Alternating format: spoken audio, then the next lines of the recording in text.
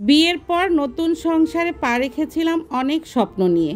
ভেবেছিলাম এখানেই আমার নতুন ঘর হবে, এ ঘরেই হাসি খুশি আর ভালোবাসায় ভরে উঠবে জীবন। কিন্তু সেই ঘরের প্রথম দিন থেকেই শুরু হলো আমার জীবনের পরীক্ষা।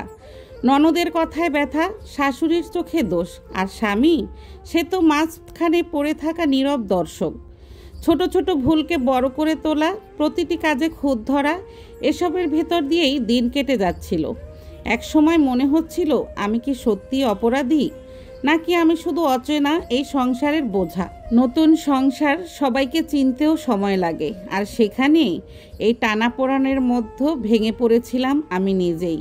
আমি চেয়েছিলাম সংসারটা বাঁচাতে, কারণ আমি জানি সংসার ভাঙা যত সহজ, গড়া ততটাই কঠিন। মনে মনে চাইতাম, খুব করে চাইতাম স্বামীটা একবার আমার হাত ধরে বলুক, ভয় পেও না, আমি আছি। কিন্তু সেই কথাটা কখনো আসেনি। সত্যি বলতে একটা সংসারে কতগুলো মানুষ দিয়ে গড়া থাকে। শাশুড়ি, ননদ, শ্বশুর, ভাসুর, দেবর, কত মানুষ থাকে।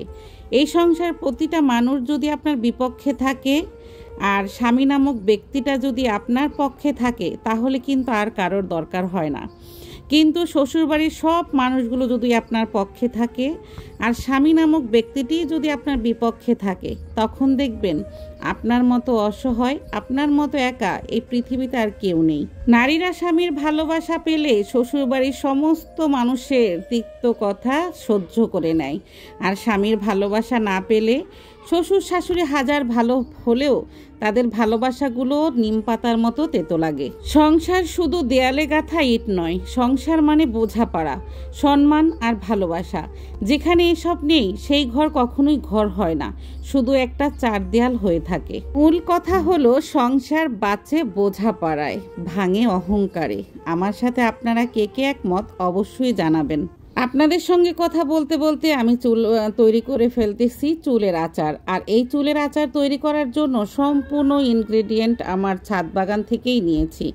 ছাদ বাগান ছাড়া আমি এখানে কোনো কিছুই অ্যাড করি নেই। যা যা আমার ছাদ বাগানে আছে সেগুলো থেকেই আমি খুব সুন্দর একটা চুলের আচার তৈরি করেছি।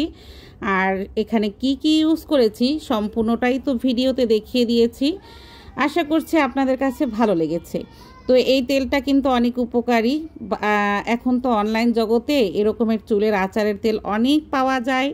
আমি নিজেই অনেক কিনে ইউজ করেছি। আমাদের সাভারের এক আপুর থেকে আমি কয়েকবার নিয়েছি, তেলটা বেশ ভালো। তো ওনারা তো অনেক কিছু দিয়ে তৈরি করে, ওনারা কিনে আর কি অনেক কিছু আনতে পারে। তো আমি আমার ছাদ বাগানের যা কিছু আছে সেখান থেকেই নিয়ে চুলের আচারটা তৈরি করে ফেলেছি।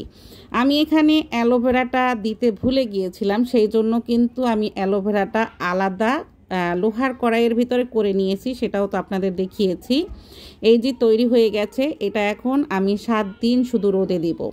রোদের ভিটামিন ডি লাগানো দরকার আছে এই তেলটাতে। তো তৈরি হয়ে গেছে আমার চুলের আচার।